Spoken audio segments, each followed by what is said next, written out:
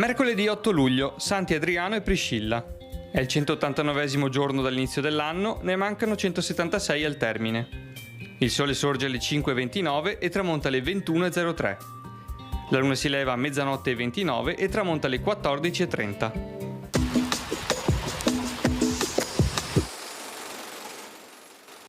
L'imperatore Ladislao d'Ungheria cede a Venezia Zara, Pago, Novograd e i diritti regi su tutta la Dalmazia.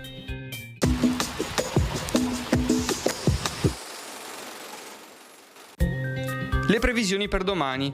Cielo sereno o poco nuvoloso soprattutto a inizio giornata e dal pomeriggio. Precipitazioni assenti.